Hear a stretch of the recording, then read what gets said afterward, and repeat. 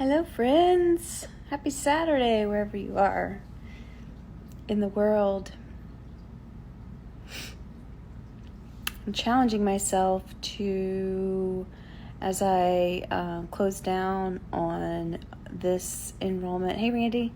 This enrollment for Align into Authenticity, I'm challenging myself to go live as much as possible to talk about some of this good, juicy stuff that I've learned and that I like to teach, and that has become my desire, my deepest desire to teach this, and my biggest obsession, honestly. So thank you for spending time with me today. I wanted to talk today a little bit about avoidant attachment style, and feel free, if you want, ask me some questions in the comments. I'd be happy to, because it's a small group today. Be happy to talk a little bit about that. But specifically about how if these certain conditions were met in childhood, how some avoidance might be showing up here in your present day relationships, and what we can do to heal that. Full disclosure, I am speaking from experience. My go-to attachment style is the avoidant attachment style. So I come from a place of, really deep love for myself and humility for myself, and being able to heal that, and now have, some really fulfilling relationships in my life, which before I really didn't really know that this could exist. So, full disclosure, I am speaking, this is kind of like my testimonial, I guess, speaking from experience. So an avoidant attachment style, if you're not familiar, is an attachment style where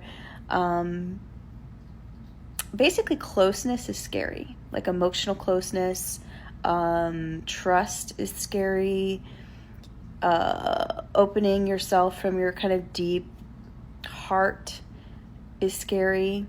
When people get too close, or they want to get too close, it's also very scary. And so that results a lot of times in emotional shutdown. It results in you pushing people away. Sometimes it results in you judging other people pretty harshly. Or if you're noticing yourself, like a limiting pattern that you're noticing is like maybe you get into little tiffs and little conflicts, and then you run away. Again, hello. I moved across the country 4 times. So I understand. But basically the whole premise of this is that there's a big, big disconnect from, you may want to have relationships. You may want to have love.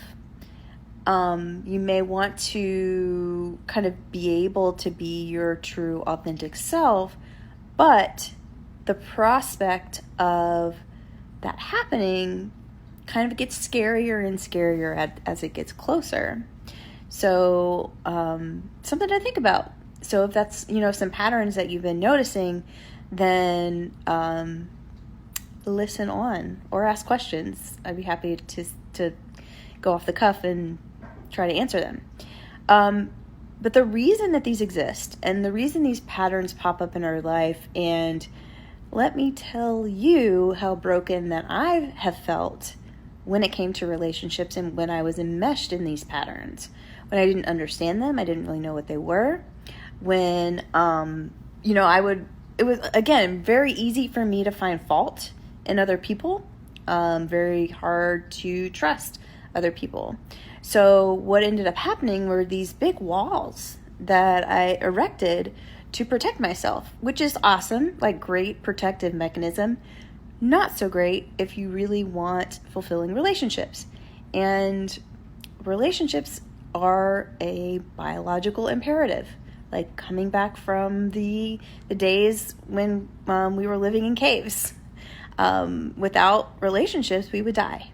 And that kind of wiring is still very active in us, although not in the same context. And deep connection leads to so many great expansion opportunities.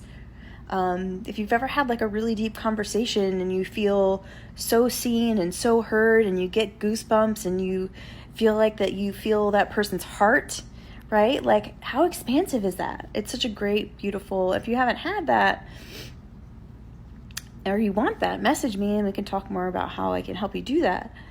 But, relationships are, again, like a biological imperative. You see people that try to like live alone and they're really not happy, or they go into really, crazy, I don't like that word crazy, but like otherworldly states of being because they aren't around human connection.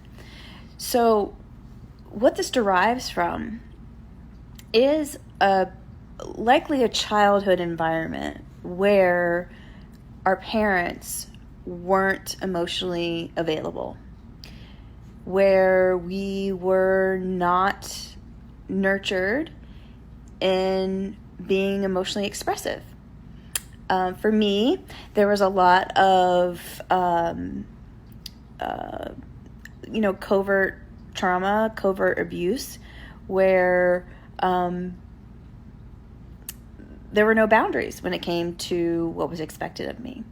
And what that ended up doing, and I have some pretty significant things that I remember. I don't remember a lot from my childhood, but if you heard of dissociation, this is what happens in these situations when, as a young person, we do try to express ourselves emotionally. We ask, when we're newborns and infants, we ask for what we need through our emotions for the most part.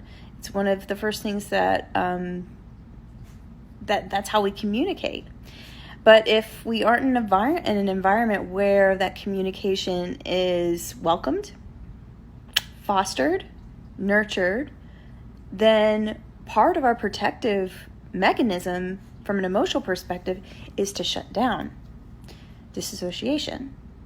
So likely if this, if any of this is ringing true, this is something that happened a very long time ago. And again, this isn't really to blame at this point. Hopefully with this message, you hear an empowering message and not in a victim way, that this is something that you can change today, really is what I really want to get across. So that deep disconnection that we have from a young age, that protective, when we closed up into a shell, if you think of a turtle, the turtle brings his head into the shell. That's kind of what we did. And so we learned to survive in that way. And that became our pattern, right?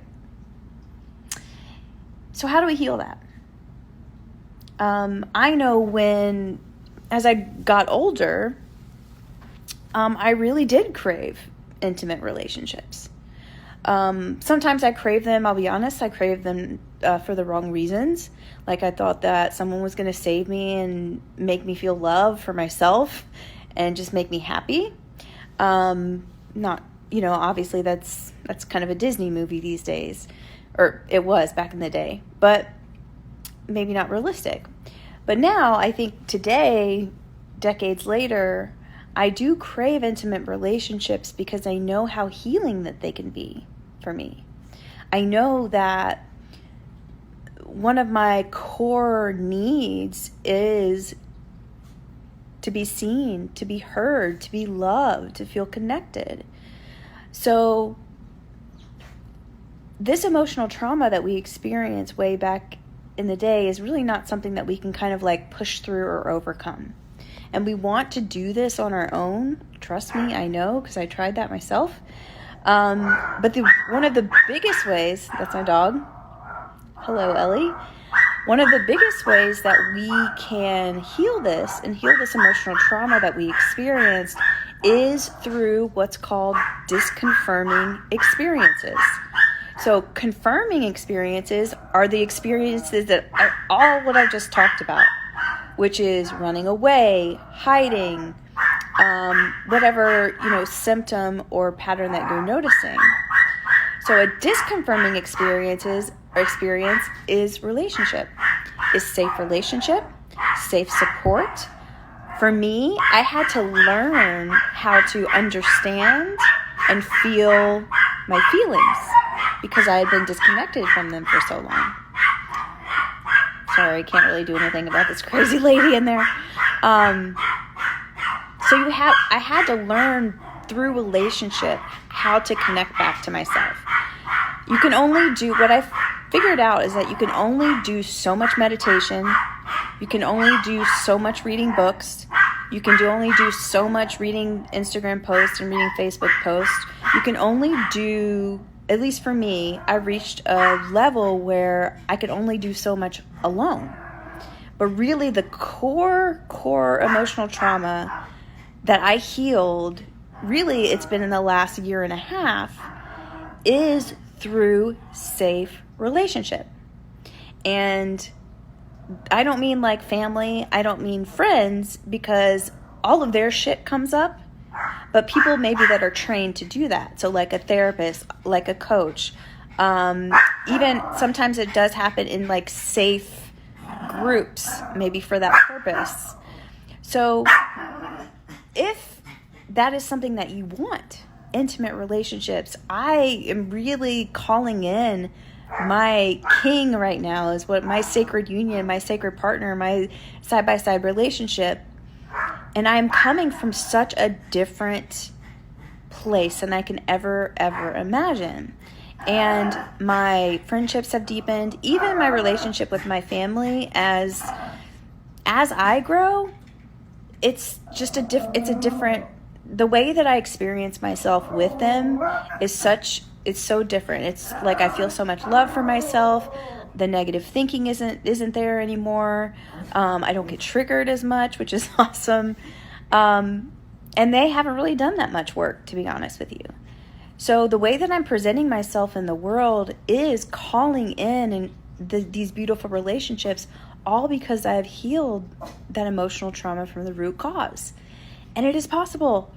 It's not like you're broken and it's never going to happen. I've felt that way. I understand. But all it really takes is reaching out for safe support, a little bit of courage, and repetition and consistency. Because, hey, guess what? That's what you never got. So that's why you need to put yourself in the experience to get that. So I hope that makes sense. Thanks for hanging with me, Randy. It was awesome. Also, one thing. Wednesday, I am closing the last spot that I have available for Align into Authenticity. So if you are wanting support to heal this, to call in the best self, for present your best self, and then also have the most connected, intimate relationships you could ever imagine, I would love to talk to you a little bit more about how I can help you with that or what you're experiencing right now. Link is in my bio for a complimentary discovery call, and this closes Wednesday, and I would love to talk to you. See you later.